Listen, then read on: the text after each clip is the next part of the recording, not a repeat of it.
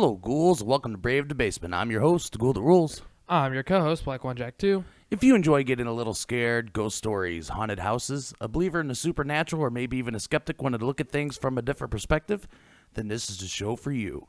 Today's episode is sponsored by Ed's Barbershop. Ed's Barbershop is located at 210 Lane Street, North Judson, Indiana. So if you enjoy getting your hair cut from a hometown barber with that old-fashioned feel, then dial 574-896-3344 and schedule your appointment today. Hey, Blackjack, how's it going? Pretty good. And I heard that I got my thing wrong last time.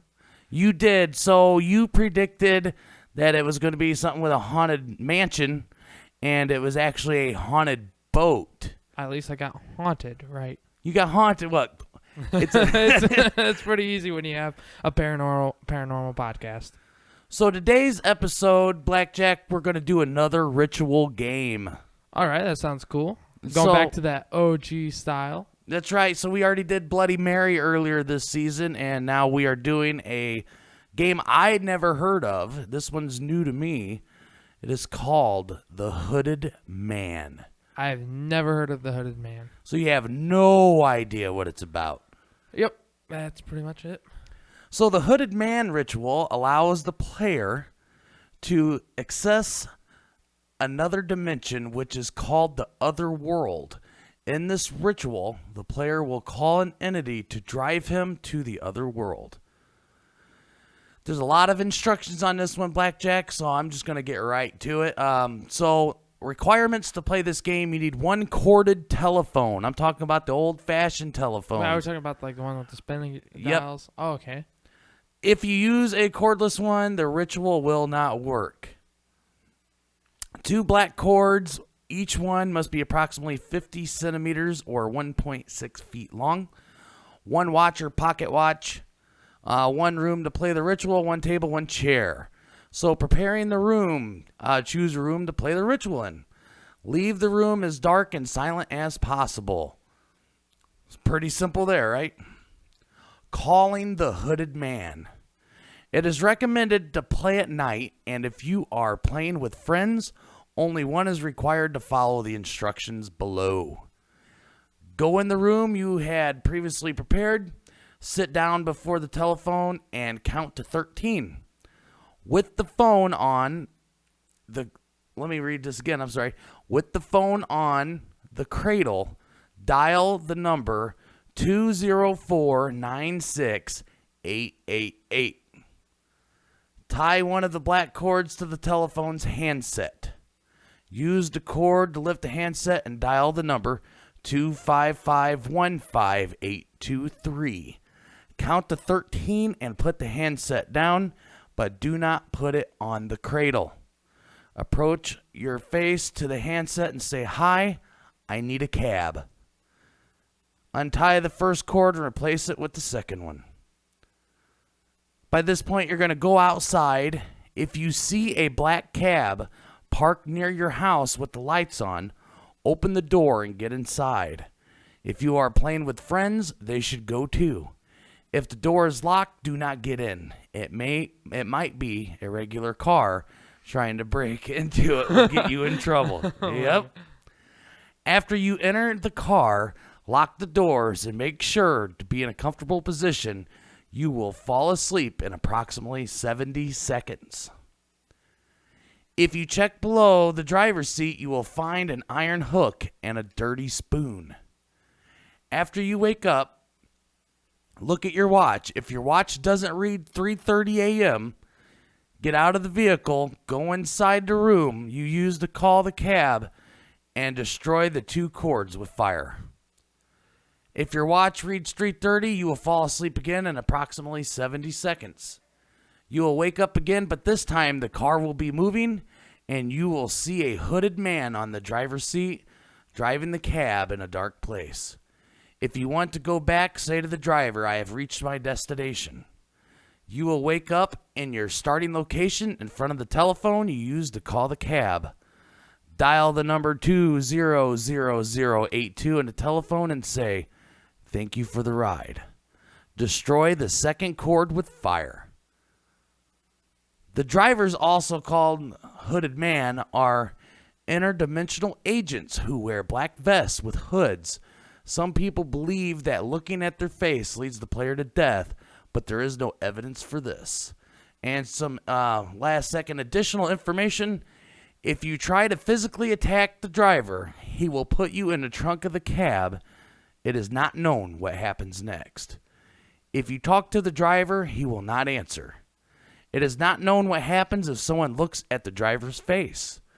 Don't worry about sleeping in the cab. You can lock the doors, and whoever tries cause any damage to the cab will die in a very painful way. If the player doesn't thank the driver for the ride, he will come back. What do you think of that, Blackjack? A lot of rules to follow. A lot of rules. This is one you definitely want to have a checklist with. And I was thinking, because we live in an area where we don't really have taxi cabs. I mean, I've seen a couple signs. There's like one taxi. There's like one car, right? Yeah. But can you imagine if we did this and you looked outside, there's a cab, would you go outside? No. I probably wouldn't either. This one's kind of freaky to me. And, especially if you looked outside and it wasn't the one little cab that we see driving around. That would definitely be pretty freaky. The whole time I was thinking, I was like, this is stranger danger. Definitely stranger danger. Because you don't know what's going to happen or who's going to get in it. Or what if it's not a, multi-dimensional car. It's someone's real car and you just get in it. Like, you go to jail. So I scoured the internet because I just had to see, there just had to be someone who posted an experience on this. And I found one on Reddit, and I had to shorten it because it was pretty long. And in some instructions, when you look up the instructions on how to do this, they tell you got to do a cleansing. And so it depends on what website you're getting your information on how to actually perform the ritual. This person got their instructions from one of the sites that tell you got to do some sage and spread salt and all this other stuff. So it kind of starts out there. As instructed, I burned the sage and spread salt in our apartment. I already procured the rotary phone before hand from a pawnbroker. Not difficult for me, mind you, because I'm a sales manager and I know a few local dealers in our area. And I called the numbers as instructed. I followed the other instructions as perfectly as I could. As soon as I burned the first cord, I felt very disturbed. But I had this feeling so many times performing other rituals. The thrill of it, the uncertainty of whether the ritual would even work or not. I looked out the window and my forehead furrowed in confusion and slight panic. There was a black taxi outside, just across the street. I looked again just to make sure it wasn't me imagining things. Sure enough, there was a black cab, but I couldn't make out if it was empty or not. The windows were up, and with the small amount of lighting on the street, it was extremely difficult to figure out anything else about the cab. So I decided to investigate it. I walked down and stared at the cab for a minute, unsure of what to do. Entering someone's car without permission could land me in trouble, and the last thing that I wanted was trouble with the police. But it wouldn't hurt to look. The taxi was empty, so I decided, what the heck? I climbed into the back seat of the taxi and made myself comfortable for a nap. It wasn't very difficult for me to sleep, as I'm one of those people who can fall asleep almost anywhere. I woke up with a start and realized I was still in the cab. I decided to check the time. I looked at my watch, and sure enough, it was 3:30. I shrugged and went back to sleep, thinking I would wake up after 5 minutes and walk back to my apartment. Now here's where things get weird. I think I had a dream, but everything felt so real. Maybe it was a lucid dream. So the dream I had is as follows. I woke up. I don't know how long I had been asleep. I woke up to the sound of the car moving, and I started freaking out. I sat up and was about to ask the driver to stop, but when I looked at him, he was wearing a hood. A gray and black one, the type you would see street urchins who post graffiti here in UK wear. I started to freak out to the point that I was legitimately crying, but I tried to keep my sobs as silent as possible. I hadn't thought that this ritual would work. None of them did. I must have ridden in the cab for hours, I think. I saw burnout fields, husk of buildings. It was apocalypse now outside. I saw no human figures, though. Just the whole hum of the cab. My fear had lessened a bit. You can only be terrified to death for a few minutes. After a few hours, you get used to it, I think. At least I did. Not saying that I wasn't scared, but I wasn't crying anymore. At some point, we had risen up in the sky. It's difficult to explain exactly, but I think the cab might have been flying at this point, and the world had an aerial view to it, like looking down from an airplane with a fish lens view. The hum of the cab stopped suddenly as I heard the side door of the taxi open. I stiffened with fear. Something, entered the cab and sit down next to me. I was so freaked out to look at the new passenger, and I had remembered that if you looked at the passenger, that he would stab you. So I kept my gaze as fixed as possible. Thank you very much. The passenger didn't say anything, but he moved. I could see him fidgeting, and I felt like he was looking at me. Staring like a wanker, you know. It was just becoming too creepy and too disturbing to be under this constant gaze. So I told him to stop it, but I didn't look at him. That's actually what I said. I almost yelled the words, I think. And then he touched my shoulder. It's hard to describe how, but I felt safe, comforted, and like I was back home. I didn't feel threatened or terrified anymore. I just felt that I could trust him. It was like being high on angel dust or Molly or blues. Everything was just so hazy, and it's difficult to describe, but it felt like I had known this person forever. A familiarity that was hard to describe. And he looked like a god. No, seriously. His eyes were the most indescribable color I've ever seen. They were blue, but also so many different colors at different points. It didn't matter back then that his eyes were changing color. Weirder stuff has happened to me in a lucid dream than just a person changing their eye color. But his eyes were enthralling. Everything about him was perfect. It was like a perfect sculpture coming to life. His brown hair tumbled down to the side in gorgeous curls. His skin was pale and shined with an odd yet beautiful glow. His smile bared his perfect bleached teeth. His lips sleek and red. He was definitely very handsome. Top bloke. He greeted me politely with a simple hi. I nodded nervously, realizing that I had been staring in a not-so-subtle way. His smile was maddening and charming at the same time. It was his confidence, like he knew something I didn't, and smiled with that knowledge. "Aren't you going to get off?" he asked. Again, his voice was so enthralling that I didn't think that I answered him. I must have just stared at him. I don't remember. It's a bit hazy, this dream. "Why are you here, Molly?" Okay. At that, I recoiled a bit. He knew my name, but it didn't matter. He was a friend, or at least he seemed to be. I don't know, I stuttered, like a twat. Is it because, with that, he began describing my problems, our financial situation. My boyfriend and I had jobs, and we make enough to pay the rent and get along, but with the rising rent prices and all the other things, our financial situation was going to be a bit under. Also, some other personal problems that I wouldn't care to mention here. We talked for hours or even more, and we discussed a lot of things. Most of it about me. I have a suspicion that every time I tried to talk about him, he would bring the conversation around on me. So most of it was my problems.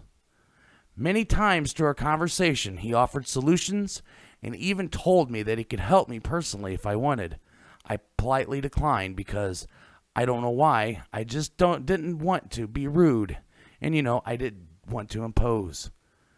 But after a few times of him saying that he could help me, I started thinking that he was a bit too eager to help, I actually remember every word he said because his voice was bloody good. His exact words were, "I can watch over you, Molly." And I agreed with him. Hey, this was just a dream, and I thought, what the hell? I just went with it. We talked a bit more, and then he asked me if I wanted to go home. Until he had mentioned home, I actually had completely forgotten about that.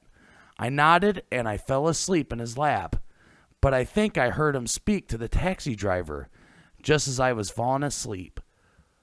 I was just too out of it to make out the words, and they didn't seem like English anyways. I woke up in my apartment. It was then that I realized that I had probably fallen asleep and dreamed about the whole thing. It was a bit funny, but also a little bit creepy because, to be honest, I never really remember any of my dreams. Not in this kind of detail anyway. That is just a cool story, man. It is really a cool experience. I thought it was neat too, but kind of going back to the website that I was reading from, and they were trying to describe kind of what the hooded man actually is, that the taxi driver. It kind of throws up some red flags for me, Blackjack. Because what is this? I mean, I'm not even sure. The agency. So I went back to it. Said they're interdimensional agents who wear black vests with hoods. So are they good or bad? Or they're neutral. I don't know. And just like a lot of urban legends and everything, you could do your own research and you'll find out some different things, or people tell you to do different things. And this website tells you, hey, don't attack the guy, or throw you in the back of the cab, and no one knows what happens to you after that. But is it wise to mess around with interdimensional agents? No. And then on top of the hooded man himself, what about the dude that got in the cab with this girl? What was that, you think? I don't know. So she described it as a dream. And a lot of it is, you call the cab and you go out there and then you go to sleep in this cab. And then you'll wake up, and if it's the right time, then you go back to sleep. And then when you wake up, that's when everything crazy happens. And then at the end, it's like you wake back up where you started the game. So is this just a way of tricking the mind into having some sort of almost predetermined kind of outcome or dream? I have no clue. You're just full of all the answers today, aren't you, Blackjack? Yes, I am giving you 100% true honesty, because this is a head scratcher. This definitely is a head scratcher. It's a ritual I've never heard of. It definitely has its creepy elements. This was just one story that I found online, and I would be hesitant personally to go climbing some car, especially in my neighborhood, because like we said earlier, there's like one cab that drives around. It's a local person who's got their own little local business. So seeing cabs is the norm where we live, and to look out and see a cab would definitely increase the chances that the ritual worked. So it's not like if you lived in New York City and be like, well, if I do this, look outside and see a cab just sitting there, chances are don't get in the cab, because there's just cabs everywhere in New York City. But around here, there are no cabs. And it might actually work. So if it did work, you'd be like, okay, this really worked. So, okay, we actually got to follow through. So that's one of those situations, and I honestly, I don't know if I would go, Blackjack. It's kind of scary. I don't know what this is. I don't know what to make of it. We should do it. I mean, if this is an interdimensional agent, then it's not necessarily you're dealing with a ghost or a demon or angels and all that thing. You're dealing with interdimensional beings and interacting with interdimensional beings. And as we learned in the elevator game, if you remember that, talking about rituals, going way back, interdimensional travel can be extremely dangerous, and you don't know exactly where you're going to end up. And some of these other dimensions aren't very pleasant places to be. Don't worry, you got the taxi driver. So you think you're safe as long as you're with the taxi driver? Yes. That is, it's really hard for me to have an opinion on this, because I just don't know enough about it. It's usually when you do these ritual games, I mean, other than the elevator game, because I guess the whole premise is to go to another dimension. But, when you're doing Bloody Mary and, all these other ones, Ouija boards, and so you're trying to contact some sort of spirit in some sort of way. And this, we don't know if you're dealing with spirits or, like they said, interdimensional agents. If you would like to become a Brave the Basement ghoul, be sure to share this show on social media. Go to bravethebasement.weebly.com and sign up for our newsletter to get all the latest news and updates when each episode has been posted. If you have a ghost story you would like to share, you could reach us at bravethebasement@gmail.com. Your story can make it on the show and be featured on the website. You can also submit your story on Reddit under the subreddit Brave the Basement or in the YouTube comment section. If you have an eerie ghost photo you would like to share, please email us and include a description, and your photo could be added to our photo gallery. And that brings us to the end. We hope that we brought you just a little fright. And remember, when you were up late at night and you hear something in the other room that just doesn't seem right, it's okay if you need to turn on the light to protect yourself from things that go bump in the night. I'm your host, Ghoul That Rules. I'm your co-host, Black One Jack 2. And I hope you join us again. Until next time.